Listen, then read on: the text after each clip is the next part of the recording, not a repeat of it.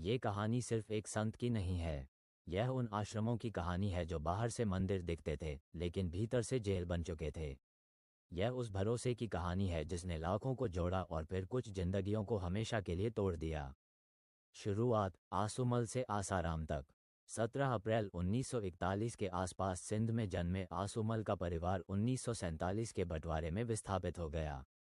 शरणार्थी बनकर अहमदाबाद पहुंचे। पिता लकड़ी कोयले का काम करते थे, घर में तंगी थी। चौथी कक्षा के बाद पढ़ाई छूट गई। किशोरावस्था में गलत संगत की चर्चा रही, कुछ दावों के अनुसार शराब की तस्करी में शामिल होने की बातें आईं। फिर धार्मिक लोगों से संपर्क हुआ। आसुमल ने सीखा कि शब्दों से कैसे भीड़ को अपना गुलाम बनाया जाता है, कैसे डर और उम्मीद का जाल बुना जाता है। भगवा वस्त्र अपनाए, नाम बदला, आसुमल बन गए आसाराम। ये सिर्फ नाम बदलना नहीं था, यह अपराधी अतीत को धो देने का तरीका था। आश्रम नियंत्रण के किले। 1972 के आसपास अहमदाबाद के मोटेरा में पहला आश्रम स्थापित हुआ। आसाराम की सबसे बड़ी ताकत उनकी वाणी थी, वे लोगों के दिमाग में जहर घोलते थे। दुख कर्मों का फल है, बीमारी पिछले जन्म का हिसाब और समाधान गुरु की शरण में, ये झूठा सुकून लोगों को मानसिक गुलाम बनाता गया। धीरे धीरे देश भर में आश्रमों का जाल फैलता गया, लेकिन ये आश्रम धार्मिक स्थल नहीं, नियंत्रण के किले थे। यहाँ एक खतरनाक व्यवस्था बनी, सबसे ऊपर तानाशाह गुरु, फिर उनके वफादार सेवक जो हर गलत काम को अंजाम देने को तैयार, फिर प्रबंधन जो सबूत मिटाने में माहिर, और सबसे नीचे बेबस भक्त और मासूम बच्चे। आदेश ऊपर से नीचे आते थे, पूछताछ की इजाजत नहीं थी। सवाल करना पाप माना जाता। गुरु की आज्ञा के खिलाफ जाना नरक की राह बताया जाता। ये धर्म नहीं, मानसिक यातना थी। गुरुकुल मासूमियत की कब्रगाह। आश्रमों का सबसे अंधेरा हिस्सा थे गुरुकुल और बोर्डिंग स्कूल। यहाँ माता पिता अपने बच्चों को संस्कार के नाम पर भेजते थे, लेकिन अंदर चल रहा था व्यवस्थित शोषण। बच्चों को बाहरी दुनिया से पूरी तरह काट दिया जाता था। मुलाकातें सीमित, फ़ोन कॉल नियंत्रित, पत्र पढ़े जाते। माता पिता को समझाया जाता कि यह अनुशासन के लिए जरूरी है, लेकिन असल में ये बच्चों को असहाय बनाने की साजिश थी। बच्चों को मानसिक रूप से तोड़ा जाता था। बार बार कहा जाता, बाहर की दुनिया माया है, माता पिता अज्ञानी हैं, सिर्फ गुरु ही सच जानते हैं। ये शिक्षा नहीं, ब्रेन वॉशिंग थी। बच्चों को सिखाया जाता था कि गुरु के हर आदेश को बिना सोचे मानना होगा, चाहे वह कितना भी गलत क्यों ना हो। आश्रम की ऊंची दीवारें बाहरी दुनिया को अंदर झांकने से रोकती थीं। यहाँ कोई निगरानी नहीं थी, कोई जवाबदेही नहीं थी। बच्चों को ये भी धमकी दी जाती कि अगर किसी ने बाहर कुछ बताया तो उनके परिवार पर विपत्ति आएगी, उनका अगला जन्म बर्बाद होगा। कुछ बच्चे रोते, कुछ विरोध करते, लेकिन उन्हें जिद्दी या शैतान कहकर और सख्ती से दबाया जाता। ये सुरक्षित स्थान नहीं, बच्चों के सपनों की कब्रगाह थे। सत्ता का सुरक्षा कवच। राजनेता, उद्योगपति, अधिकारी सब इन आश्रमों के मंचों पर दिखने लगे। ये सिर्फ धार्मिक आयोजन नहीं, अपराध को वैधता देने का खेल था। प्रभावशाली लोगों की मौजूदगी ने आश्रमों को कानून से ऊपर कर दिया। पुलिस प्रशासन आश्रमों की सुरक्षा करता, लेकिन आश्रम के अंदर क्या हो रहा है, ये पूछने की हिम्मत किसी में नहीं थी। आयोजनों की अनुमति आसानी से मिलती, जमीन के मामले सुलझते, शिकायतें दबा दी जाती। ये धर्म की आड़ में संगठित अपराध था। 2008 पहली चेतावनी जिसे नज़रअंदाज किया गया। 2008 में मोटेरा आश्रम के पास 2 नाबालिग बच्चों की संदिग्ध मौत का मामला आया।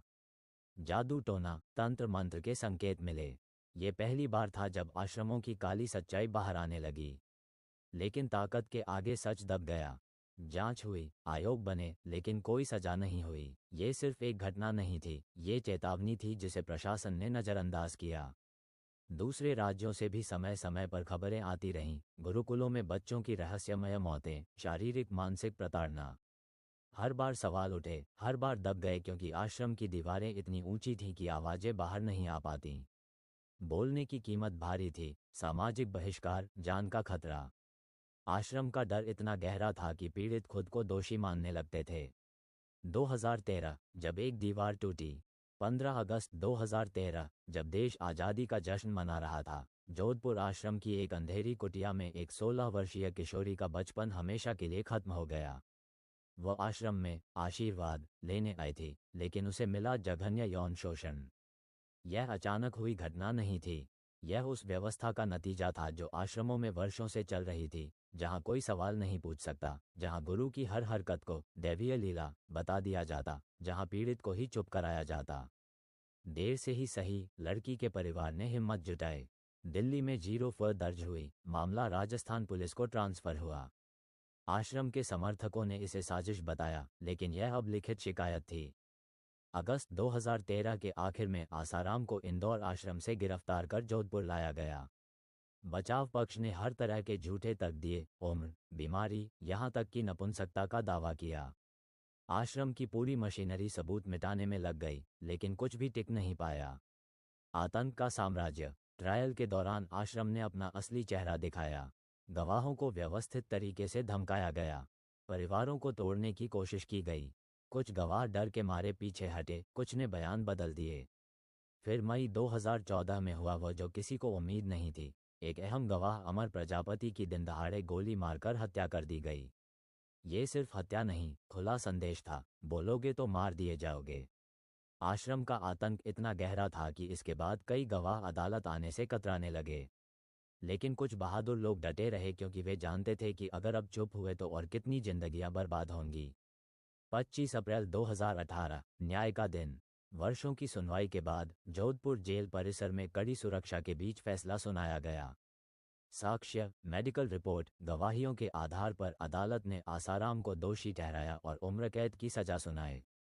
अगस्त 2013 के आखिर में आसाराम को इंदौर आश्रम से गिरफ्तार कर जोधपुर लाया गया।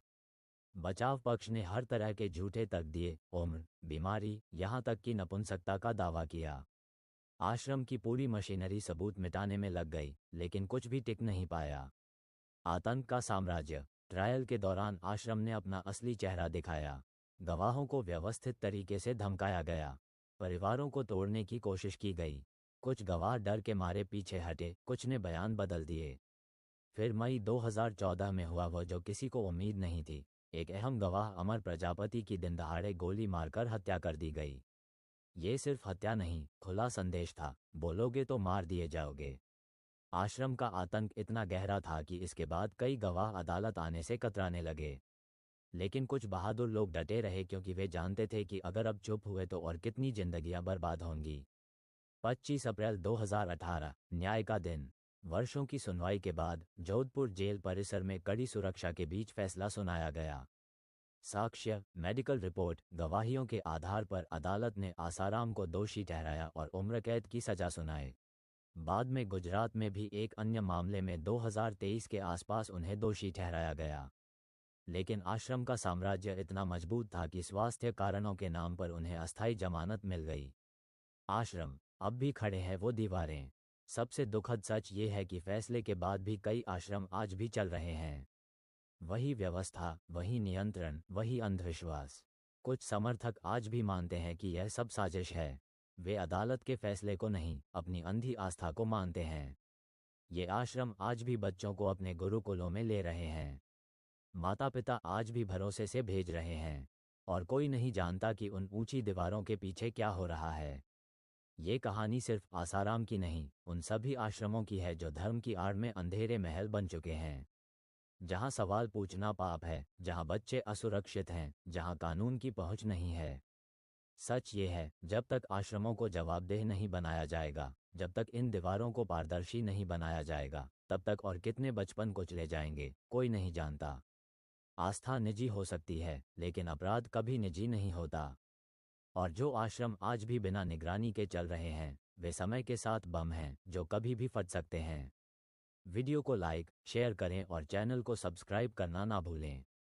मिलते हैं अगले वीडियो में, तब तक के लिए धन्यवाद।